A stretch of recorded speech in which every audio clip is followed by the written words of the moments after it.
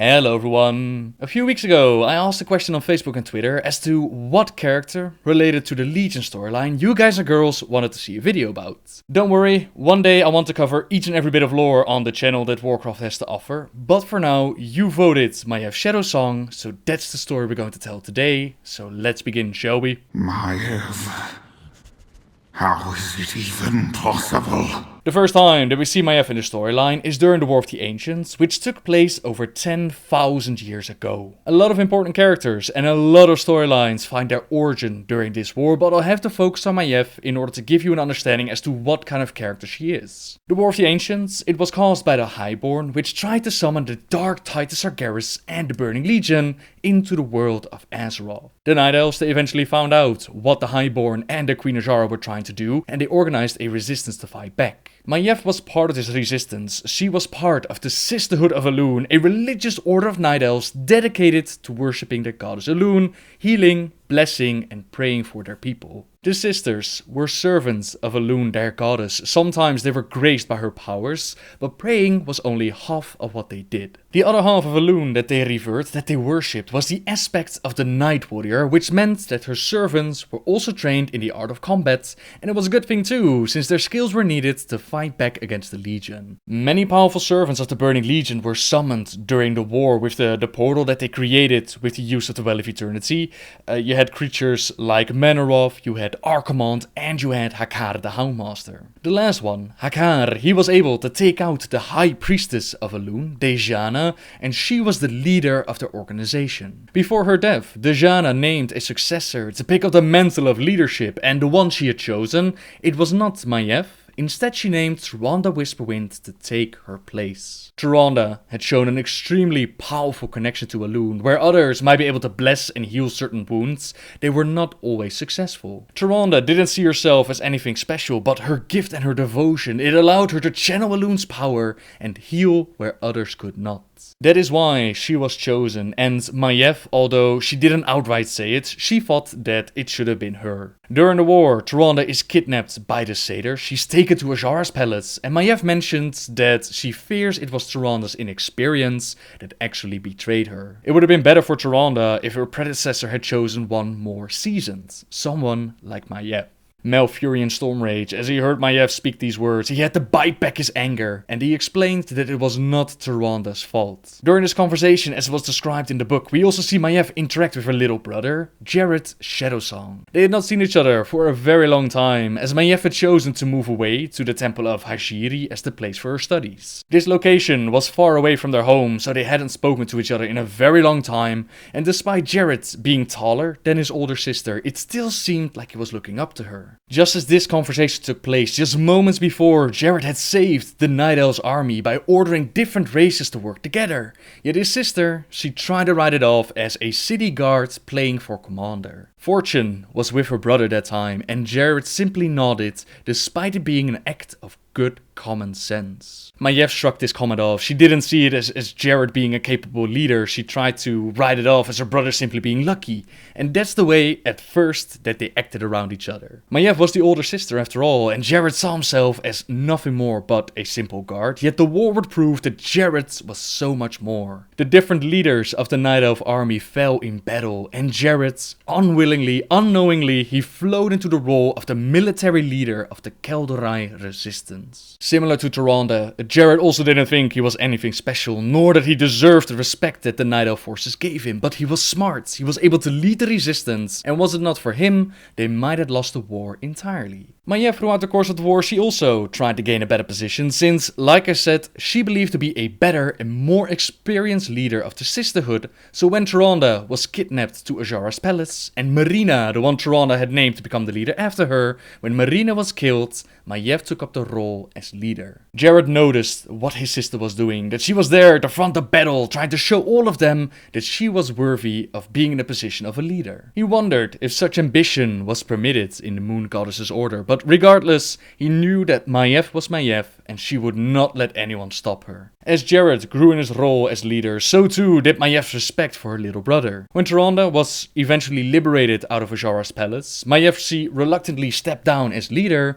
and eventually, despite all odds and after many battles against the demons, the Night Elves were able to stop Sargeras, close the portal created by the Highborn, and send the Legion back to the Twisting Nether. No! This victory will not be ripped from my grasp. I will not return to him in failure. I will not be torn from this pitiful world. No!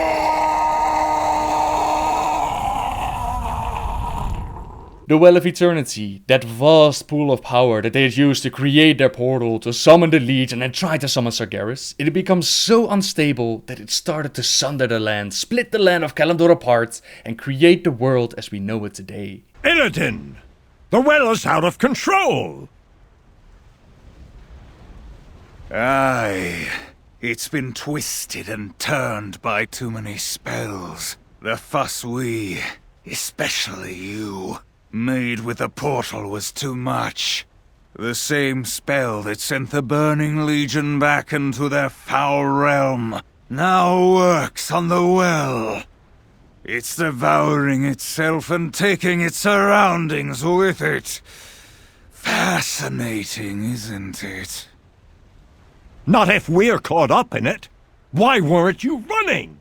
What have you been doing with your hand in the well? Part of the Night Elf Kingdom was simply destroyed, sent to the bottom of the sea, including Azshara's palace. As the Queen realized that their plans had failed, water started to fill up the palace, and in that moment, the old gods they whispered to the Queen, offering her a deal. She and the Highborn with her were transformed into the Naga, and when the time came, she would serve the old gods. The Night Elves resistance, they also saw their world being destroyed. They were able to retreat to high ground, and you have to understand that in that very moment, they saw the world that they knew destroyed. They had to think about shelter, about food, and thankfully they had ample supply of water in a big lake which they could use to give their people something to drink. But Illidan Stormrage, Malfurion Stormrage's twin brother, he had other plans in mind with the water. Illidan had acted as a double agent during the war, but only a very few praised his actions. Most were uncertain if Illidan was truly fighting for their cause and didn't join the Legion willingly. By this time he had these tattoos across his body, Sargeras has burned out his eyes,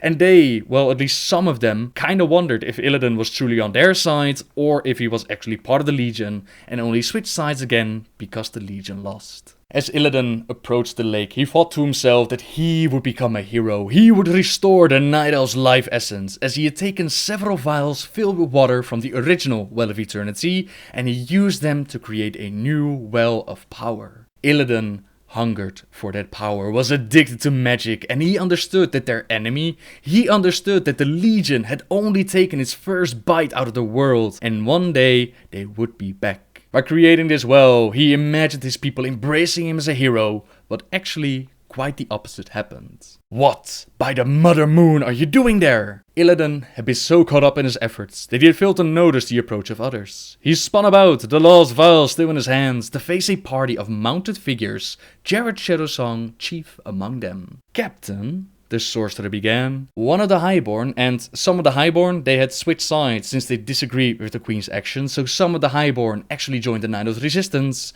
One of the Highborn glanced past Illidan. "He's done something to the lake! It's..." The spellcaster's expression grew odd. "It feels like the well." "Illusion, preserve us!" bellowed a noble next to Jared. "He's resurrecting it!" The commander dismounted. "Illidan Stormrage, seize this immediately! If not for your brother, I'd..." My brother. An imperious fury arose, fueled by his nearness to the enchanted lake. Once more, the power surged through him. He was capable of anything. "Always my precious brother." The others dismounted, following Maiev Shadowsong. Their wary expressions made Illidan tense. They wanted to keep him from the lake's power. He eyed the Highborn, who would certainly attempt to usurp it for themselves. "No." One of the nobles hesitated. "By Elune, what sort of eyes does he have that glow beneath that veil?" Illidan glared at the Highborn. Their leader raised a hand in defense. Look out! Flames erupted around the other sorcerers. They screamed and Jared and the nobles charged him. Illidan sneered at the paltry threat and gestured. The ground beneath them exploded. Jared was tossed back. The lead noble, Black Forest, he flew high in the air, finally striking a tree with a resounding crack. You stupid fools, you! His feet suddenly sank into the earth. As he looked down, tree branches wrapped around his body, pinning his legs together and his arms to his torso. Illidan tried to speak, but his mouth filled with leaves that adhered to his tongue. The sorcerer could not even concentrate, for a buzzing echoed in his ears as if 1,000 tiny insects nestled in them. Gasping, Illidan slumped to his knees. Through the buzzing, he vaguely sensed someone else approaching. The sorcerer knew, without a doubt, who it had to be. Oh, Illidan. Malfurion's voice cut perfectly through the buzzing. Illidan, why? Maiev Shadowsong was struck down by Illidan, and Maiev, together with Chandris, she quickly healed his wounds. Jared would thankfully live, but Maiev, she was furious. She was terrible to behold. She wanted to slay Illidan right in that moment. But Tyrande stopped her, telling Maiev that Jared did not die, and that it was Jared's decision to make. They now had a new pool of power in the world, and the Night Elves did not want another War of the Ancients to happen, so something had to be done. It was the dragon aspects that came up with the plan of planting a world tree over the well to both contain its powers and make it less treacherous in nature as the well that it was. Nordrasil, meaning crown of the heavens, it was placed over the new well, and on top of that, for their efforts in saving the world, the aspects gave it their blessing. Strength, a healthy life, the ability to dream, and those that followed Malfurion's path of druidism, they were welcomed into the Emerald Dream. Finally, and maybe most importantly for the storyline of Maiev, the bronze dragon Nosdormu, he granted immortality to the Night Elves for as long as the tree would stand. With that done, all that was left to do was to decide what would happen to Illidan, and Malfurion's brother pleaded with the others to not execute Illidan. Instead, he wanted them to imprison his twin. Maiev Shadowsong agreed with Malfurion's request, which did not satisfy Maiev at all. She wanted to see justice done, and the Night Elves now realized what kind of dangerous and powerful elf Illidan really was. They could not leave him unguarded, so Maiev volunteered to be his guard, to be his warden. From the Sisterhood of Elune came more volunteers ready to take up this job, and this created a new organization known as the Watchers. For the Watchers! Time went on, and the war was left behind them, and Jared felt that Malfurion and the Druids, that they were more concerned with nature than they were with their own people. In the meantime, he had fallen in love with a novice priestess named Shelazir, and together they decided to leave their people behind without saying a word. Maiev was truly hurt that her brother left her like that, her only family, so she focused her attention on the Watchers as they were her only company. Maiev as their leader, she gained the title of Warden, which was later awarded to a select few who had proven their exceptional fighting abilities, their tracking skills, and their tenacity. At first, the Watchers were mainly charged with watching over Illidan. That was the whole reason why they were created. But over time, as the years went by, they gained more responsibilities. Their duties eventually included the capture, imprisonment, and wherever necessary, the recapture of all dangerous criminals. So, over the years, Illidan was no longer the only one that they kept imprisoned. For around 10,000 years, Maiev and the Watchers, they kept guard. They made sure that Illidan received his punishment, as well as upholding the law. But time on the outside did not stand still, and Illidan's warning would come true. Come forth, Lord Archimond. Enter this world, and let us bask in your power.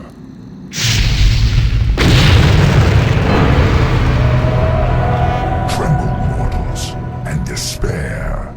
Doom has come to this world. During Warcraft 3, with the Lich King being sent by Kil'jaeden to weaken the world and get it ready for another invasion, Arthas, he was turned to the dark side and he resurrected Kel'Thuzad as a Lich. Together with their Scourge forces, they summoned Archimond once more, which meant that the Legion had returned. Archimond remembered the events of the War of the Ancients, and he set his eyes on taking out the Night Elves, as well as draining the powers of the World Tree Nordrasil.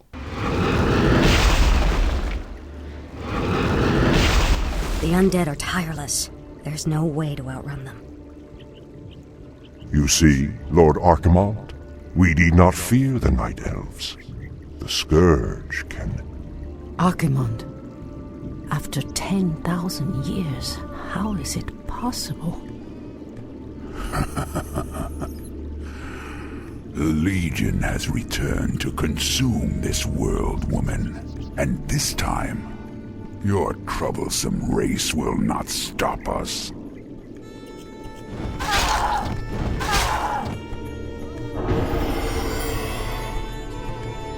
Fools! Let her slip away! Find her, damn you! Find her and kill her!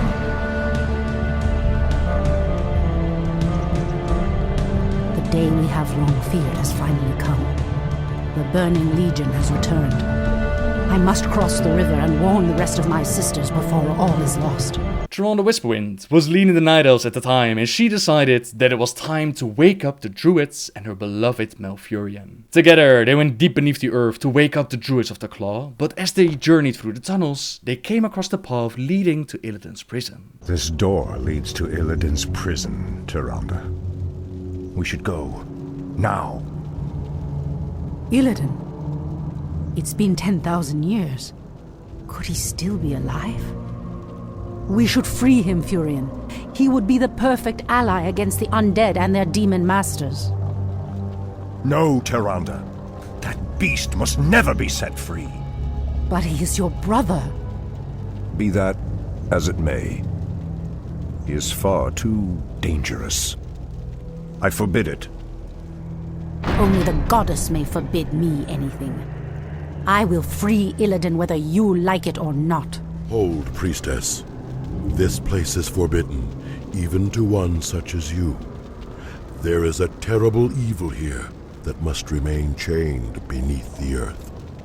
Illidan was considered a great hero once. I believe he will become one again. Madness!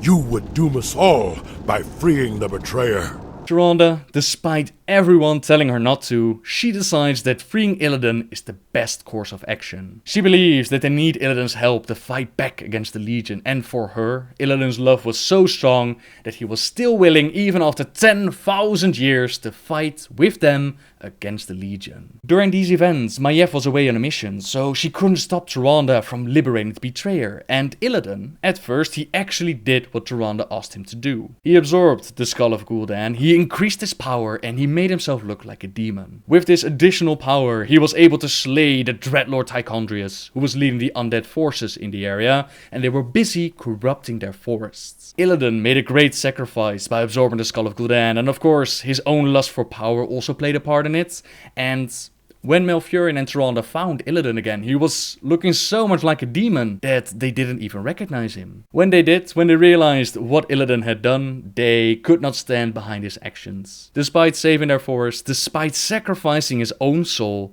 Malfurion banished Illidan from their lands. Later on, the Prophet Maiev would show up with Jaina and Thrall. Malfurion and Tyrande would ally with these forces, and together they came up with a plan. They would distract Archimonde long enough for Malfurion to gather the spirits of the forest, and as Archimonde climbed the World Tree Nordrassil, the spirits detonating, blowing up Archimonde, as well as the Night Elf's immortality. Malfurion believed it was a small sacrifice to make for the safety of Azeroth, but Illidan, his story wasn't quite done yet, and neither is Maiev. She learned what Tyrande had done. She was hell-bent on capturing Illidan once again. But that's a story I'll save for next week. I watched the Barrow prisons for over 10,000 years.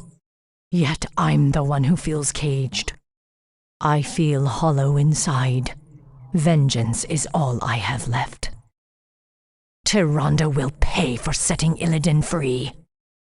I will recapture Illidan, or die trying. For now, thank you very much for watching, everyone. I really hope that you enjoyed the story so far. Next week we'll continue with Maiev's hunt for Illidan, the events during the Burning Crusade, and the novel Wolfheart. We might even speculate a little bit about what Maiev might do in the next expansion Legion, but like I said, we'll save that for next week. As always, subscribe if you like my videos, and until next time guys, see ya!